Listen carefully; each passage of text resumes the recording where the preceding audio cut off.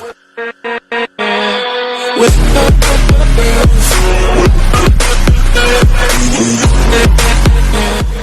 up, guys? It's your boy Ash. I'm coming to you guys today with my review of My Hero Academia Manga Chapter 286. And man, oh man, Horikoshi is still dropping fire, guys. This is another amazing chapter. This is like endgame level art, storytelling. I mean, I just don't know how he follows this arc up, because man, oh man, things are getting even crazier again. So we pick up where we left off from chapter 285 with Bakugo getting stabbed by Shigaraki, or All for One, who kind of took over Shigaraki's body because Shigaraki kind of he's really just a pile of ash. He's just an ash body walking around. So I'm not sure how he's still alive. I'm not sure how that's happened. Apparently, All for One is keeping him alive somehow. We find out later in this chapter that he's helping him out. But we've kind of seen an internal struggle going on with Shigaraki, but I'll get to that in this second. But we pick up where we left off with Bakugo being stabbed, and he looks up to Deku with like barely a whisper and says, like, stop trying to do this all on your own. You have friends. Use us. Let's do this as a team. As this happens, Shigaraki's having an internal struggle.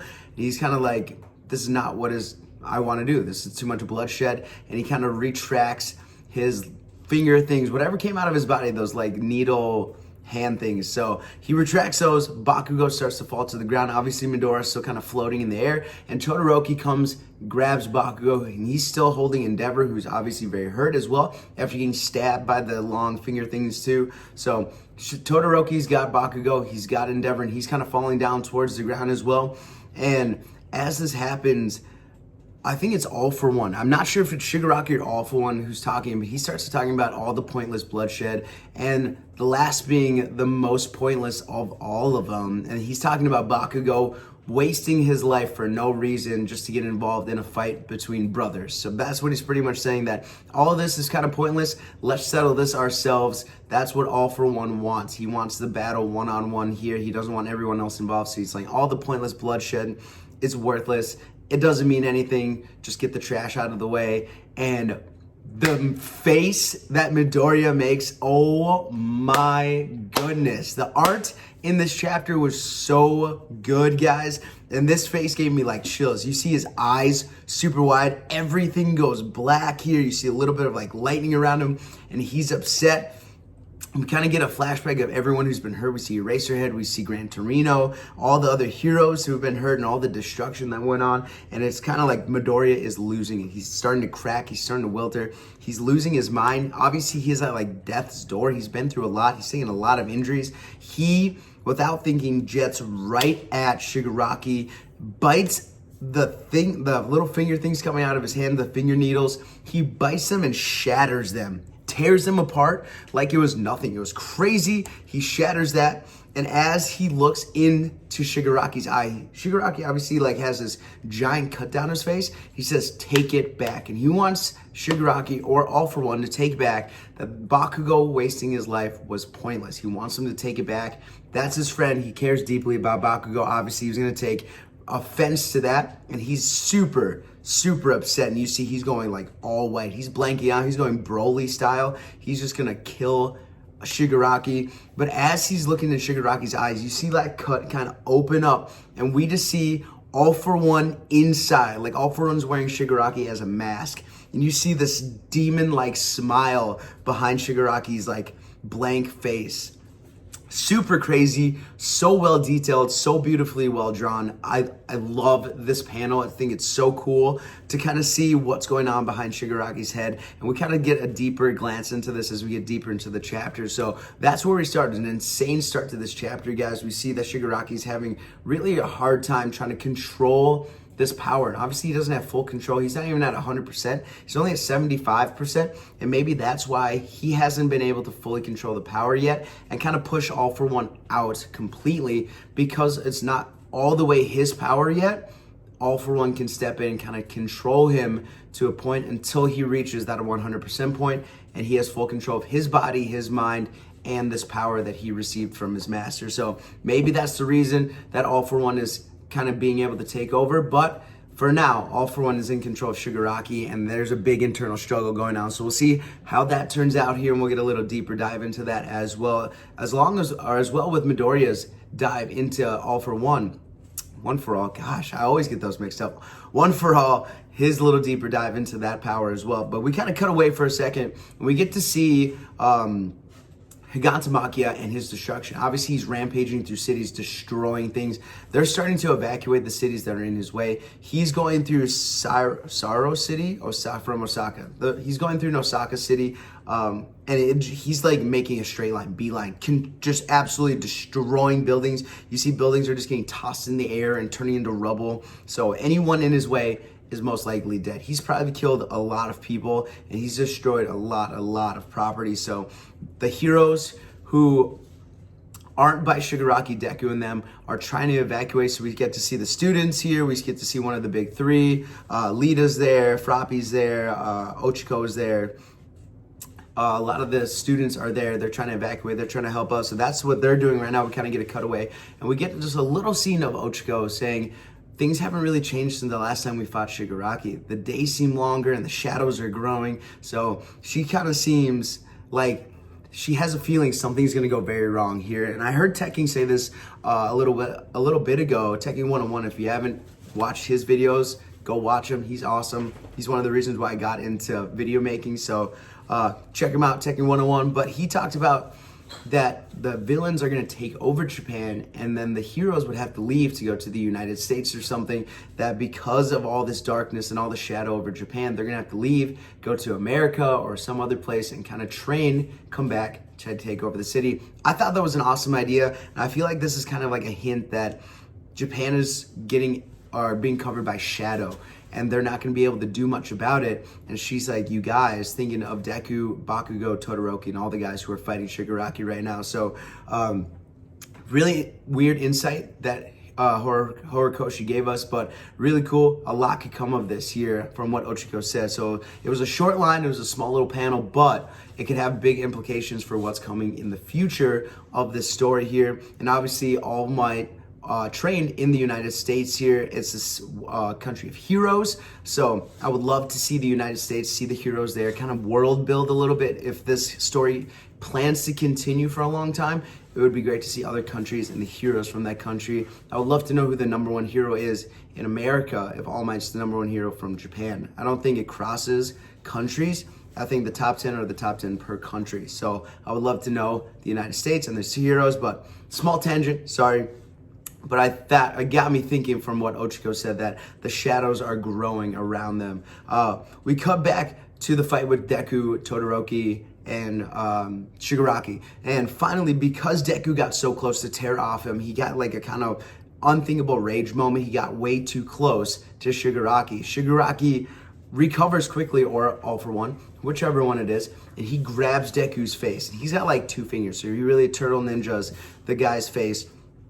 And all of a sudden you see the shadows start to come out of Deku, and he's like, I finally got a hold of you. And Todoroki notices this, and he screams out for Midoriya. He's like, Midoriya, you gotta get away. And at the same time, I'm like, oh, it's over.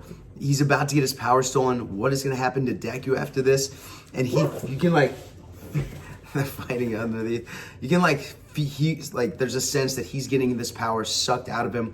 And all of a sudden we transition into like the inner world of this power of All For One and One For All. They have an inner world that only they can see. And in this inner world, he notices that Shigaraki's on his knees, and right next to him is All For One talking to Shigaraki in his ears. And what a crazy scene this is. Shigaraki is fighting. He's like, don't get away. This is my time. And All For One is like, hey, don't be like that, Shigaraki. I'm the one who saved your life here. You were almost burned to ash if I didn't come in, keep you alive, keep your body going, and save your life. So the only reason Shigaraki survived is because All For One came in, took control of his mind and the body, and kind of used the powers that he knew how to use better than Shigaraki to keep himself alive. I don't know how. After being burned point blank range by Endeavor's strongest attack, I don't understand, even with the hyper regeneration, how his body is even able to move at this point. It's so crazy broken. I just am so interested to see how he recovers from this. So But we have that dialogue, and Deku's watching this as it happens, and Shigaraki, you can tell, is really trying to fight to keep his mind right. He's trying to push All For One out as best he can because it's his dream, his goals. He wants to do this on his own. He doesn't want help from his master. Despite everything that All For One did for him, it's his time, and he's really fighting to keep his mind his own. And Deku's noticing this as well as he's getting like sucked in by the darkness. You kind of see that he's kind of putting his hand on the ground, like dragging. He's trying to keep himself from getting sucked in here into All For One. But really cool scene to kind of see the inner dialogue that's happening between Shigaraki and All For One here. Is really cool to get that. Now we kind of see what was going on at the start of the chapter, and he's like, no, leave, stop, this is me. So it's cool to see that, cool to see this inner world. And this whole inner world is actually very, very deep and very usable. So not only can Shigaraki talk to All For One in this world, but apparently Midoriya can also talk to his past lives as well. As he's being sucked away, he's like, man, I can't move. He's really trying to fight. All of a sudden we see the 8th user, I think 7th user, Shimura. Yeah, I think she's the 7th. Shimura comes in and puts her hand on Deku's head and is like, so you can't move in this world yet, so let us handle it. So apparently at some point, you'll be able to move. Maybe it's when you die. When you die, this is the world you go to. You have access to this world. Or once you get deeper into the powers, once you've mastered the powers, you're able to enter this inner world and talk to your past lives at will, pretty much. But the only reason I don't think it's like that, because All Might said he didn't know any of the other users. He was never able to go back and talk to them or use their powers. So this is interesting. I'm not sure how to go from this, but it looks like Midoriya is being able to deep dive into this power a little more than All Might was able to here. And maybe because Midoriya is taking longer to get the power, so these powers are developing with him as he goes through, where All Might was able to use 100% like immediately, like right away. So he never had the option to kind of struggle and use these powers that were deep within him. He never had to do that because he was so strong with the power right away. He was able to use just his Texas Smash and all those smashes out the gate and be powerful and be strong and be the #1 hero. But Midoriya is really having to struggle, work hard, dive deep into this power to really bring out the most of his potential. So maybe it's that way, or maybe it's because One For All touched him, brought him into this inner world, and now he's able to talk to Shimura and the other lives. So we'll see where this goes. If there's going to be an inner fight between Shimura and All For One, that would be awesome. If the other lives come in, start to talk to Deku, kind of pull him away, kind of like a Jinchuriki, like taps the user, kind of wake him back up. Maybe they're here to kind of tap him, wake him up, get him out of this situation. So really cool. I'm excited to see where this leads here. If we get to see the other users, maybe we'll get to see the 4th user come out again. That came up a couple chapters ago. That would be really cool. So really fun chapter. A lot going on, guys, here. A lot of inner dialogue, a lot of action, beautiful art. This arc is absolutely amazing, stunning, awesome, however you want to describe it. I've loved every chapter. Every chapter has been like a 10 out of 10, maybe a 9 out of 10, but that's like the lowest I'd go. These chapters have been on fire, and I'm trying to think of where we would go after this chapter, and I just can't think of it. I'd have to sit down and be like, where are we going from here? Like I talked about, we may have to transition to another country, the heroes leave, but we'll get into another video, guys. I'll make a video about that coming up here in the next couple weeks, but man, oh man, comment below. What was your favorite part of chapter 286 here? What are your thoughts on Midoriya meeting Shimura in the inner world, and what's going to come of that? Is Shimura going to have an inner fight with One For All to kind of separate these guys? Or is she going to teach Deku how to control the inner world to kind of access these powers whenever he needs to, guys? Comment below with your thoughts here. What was your favorite scene of chapter 286? I'll be back again next week with another not live reaction review of My Hero Academia 287, guys. That's it for me today. Peace. Have a fantastic day.